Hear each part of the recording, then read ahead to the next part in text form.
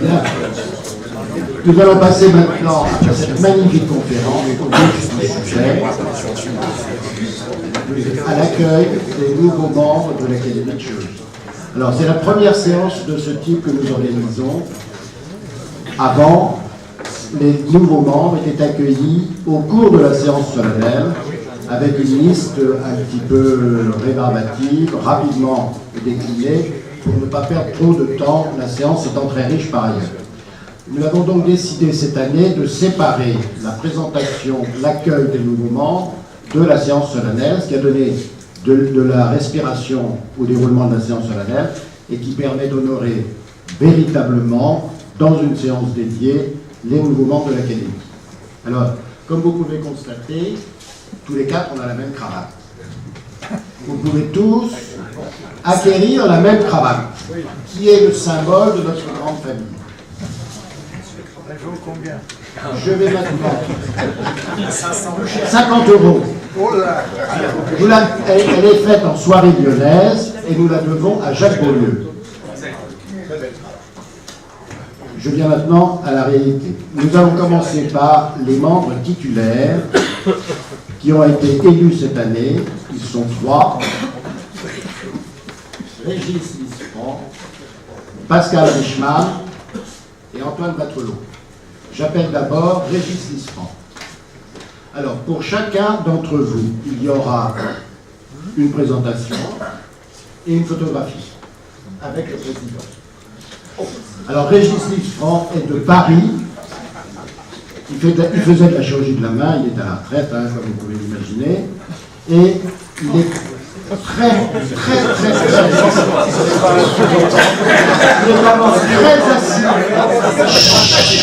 il est un membre très assidu de l'Académie. Il n'a que la rue à traverser, en l'occurrence la Seine. Il habite de l'autre côté de la Seine.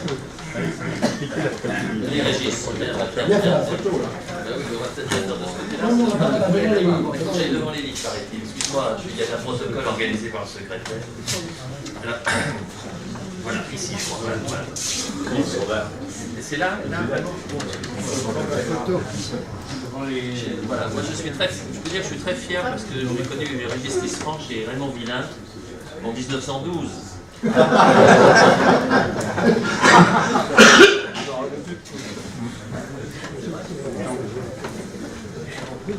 veux dire un tout petit mot, allez. Bonjour, je suis né à la chirurgie par l'intermédiaire de l'orthopédie. J'ai travaillé chez M. Berthollier pendant un certain nombre d'années. Et puis j'ai rencontré un deuxième père spirituel qui était le professeur Raoul Tibiana. J'ai travaillé avec lui pendant des années.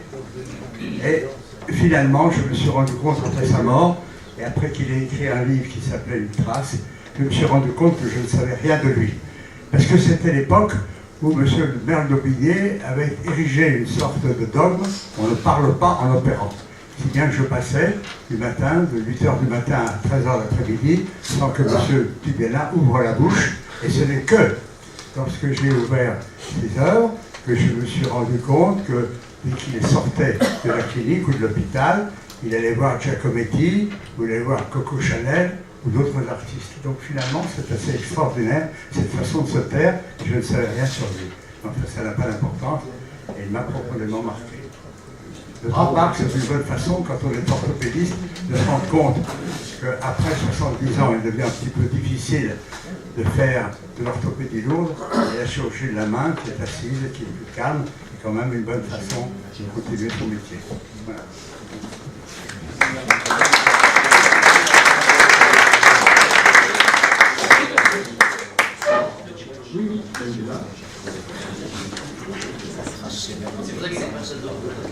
Non mais on rôde.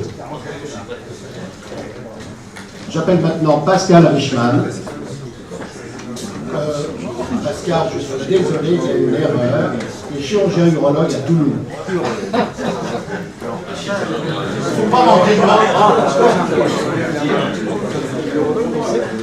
Cette erreur est excusable auprès de notre équipe, car Michel Merle nous a envoyé de nombreux candidats de très grande qualité dans la chirurgie de la main. Donc cette fois-ci, dans notre accueille, il y a beaucoup de chirurgiens de la main, d'où l'erreur, pour Pascal Richman, qui est un grand urologue de Toulouse. Merci, Charlie. Tout nous oppose. On ne vit pas à l'autre bout de la rue, mais à l'autre bout de la France, et je suis toujours en activité, mais pas sur l'activité de la main, mais de la chirurgie urologique. Je tenais à vous remercier, Monsieur le Secrétaire Général, pour votre allusion concernant l'absence de cravate. Si j'ai bien compris, je devrais passer à la caisse à la fin de cette présentation pour être définitivement membre de cette noble société et académie. Alors, merci de cette élection démocratique. Alors, il n'y a pas de sous-entendu, M. Pernaut, derrière ce mot démocratique. Enfin, si, quand même, un petit peu, parce qu'actuellement, par les temps qui courent dans notre pays, quand on élit quelqu'un, au bout de 2 ans, quelques gilets de couleur mettent en question cette élection et demandent la démission. Alors, que les choses soient claires, quelle que soit la couleur de vos gilets dans le futur, je ne démissionnerai pas. Quoi qu'il arrive. Alors, je suis prêt. C'est terminé déjà. On a eu peur. Résumer ma carrière, j'ai 1 minute, j'ai été formé à la chirurgie viscérale, vasculaire et digestive avant de consacrer l'ensemble de ma carrière à l'urologie. J'ai été chef de service du département au CHU de Toulouse, j'ai été président de l'Association française d'urologie j'ai consacré mon activité chirurgicale d'abord à la transplantation rénale, à la continence urinaire féminine, à la fatigue pelvienne, et puis par le biais de la laparoscopie, beaucoup à l'oncologie, et actuellement, j'en parlerai un petit peu la semaine prochaine, je me consacre beaucoup à la prostate, à différentes techniques concernant l'hypertrophie obstructive et le cancer de la prostate. J'ai terminé. Merci à tous.